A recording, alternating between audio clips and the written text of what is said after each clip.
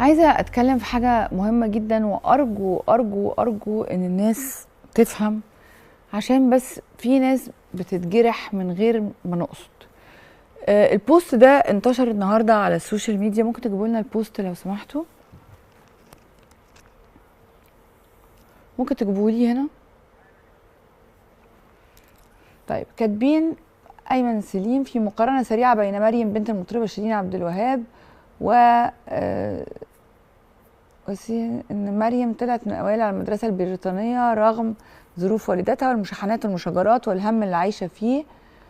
فالناس اتنمرت على شكلها وشككوا في نجاحها، وان سوزي جابت 33% في الثانويه ولقت ناس تعاطفت معاها لانها معترفه بفشلها، وقالوا ان ده مجهودها واحسن ما كانت تنجح بالغش بتتعاطف مع الفاشل وتوجد له مبررات، لكن ما بيعرفوش يفرحوا الناجحين.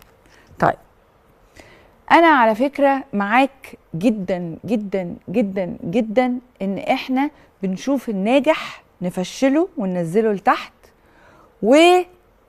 والفاشل نفضل نكبر فيه. انا معاك جدا جدا، بس المقارنة دي ما تنفعش، والظلم ده ما ينفعش، وما ينفعش اعمل بوست اكتب فيه ان في واحدة عندها 19 سنة فاشلة. لا، ده هي مش فاشلة. سوزي الأردنية مش فاشلة. هتقولك بص ده ريم سيد اتغيرت، بص واحدة بتطلع تقول مش عارفة ايه. أنا عندي تحفظ على بعض الألفاظ اللي بتقولها سوزي، تحفظ على بعض الألفاظ اللي بتقولها سوزي، لكن سوزي ناجحة، سوزي ناجحة جدا وموهوبة جدا وكوميدية جدا. يعني أنا شخصيا بقعد أتفرج عليها زي ما أكون بتفرج على مسرحية للفنان عادل إمام، وبتضيف عليا طاقة إيجابية غير طبيعية. مين قال إنها فاشلة؟ فاشلة إزاي وهي كل الناس بتحبها؟ فاشلة إزاي وهي كل الناس بتقبل على فيديوهاتها اللي ما فيهاش ولا عري ولا خلاعة ولا. إنسانة بسيطة جدا جدا جدا، اتولدت في بيئة معينة خلتها تجيب ال 33%. يعني هي ممكن تكون ما لقيتش حد يقول لها لازم تذاكري دلوقتي، لازم مش عارفه ايه. هو مين قال ان اللي في ثانويه عامه بيجيب مجموع قليل يبقى فاشل؟ كل التحيه لبنت شيرين عبد الوهاب، هذه بطله، ان في ظل كل هذه الظروف هي قادره تبقى متفوقه في دراستها. لكن ما تقولش على سوزي فاشله، ما تقولش على سوزي فاشله، لان مش اي حد بيسقط في سنه دراسيه او بتاعي يتقال عليه فاشل، لانها كلمه وحشه قوي. يعني لما واحده عندها 19 سنه تقرا كلمه زي دي، انت بتدمر واحده. مين قالك ان سوزي بكره دي مش هتبقى نجمه وتعمل افلام وتبقى ممثله قويه جدا وتاخد جوائز؟ مين قالك؟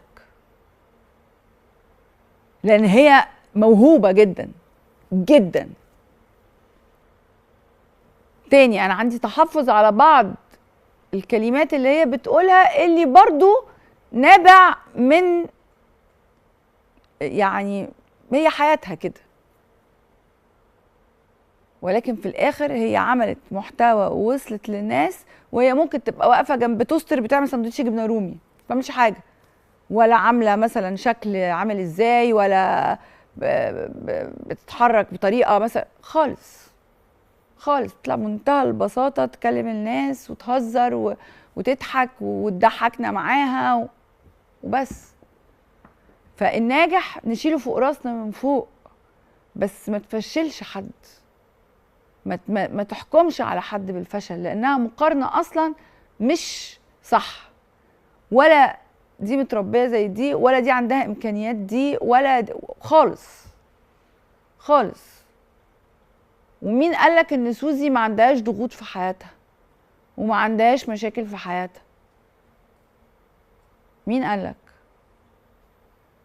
بنت بسيطة جدا وعفوية جدا جدا جدا وطيبة جدا جدا وأحلامها صغيرة جدا جدا جدا، وصلت لقلوب الناس.